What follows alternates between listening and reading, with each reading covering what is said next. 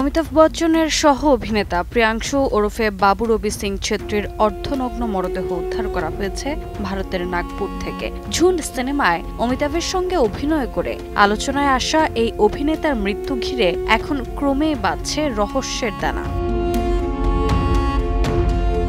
পুলিশের তথ্য মতে মঙ্গলবার রাতে প্রিয়াংশু ও তার বন্ধু ধ্রুব সাহু এক পরিত্যক্ত বাড়িতে মদ্যপান করতে যান। মদের আসরে কথা কাটাকাটির এক পর্যায়ে হয় হাতাহাতি। এরপর মদ্যপ অবস্থায় ঘুমিয়ে পড়েন প্রিয়াংশু, আর তখনই ঘটে ভয়াবহ পরিণতি।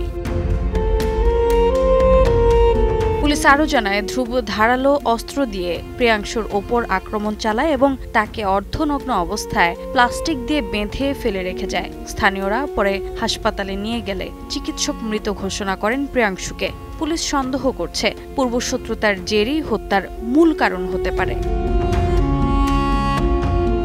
তবে তদন্তে জানা গেছে ধ্রুব সাহুর বিরুদ্ধে একাধিক মামলা রয়েছে, এমনকি প্রিয়াংশুর বিরুদ্ধেও ছিল ছোটখাটো অপরাধের রেকর্ড।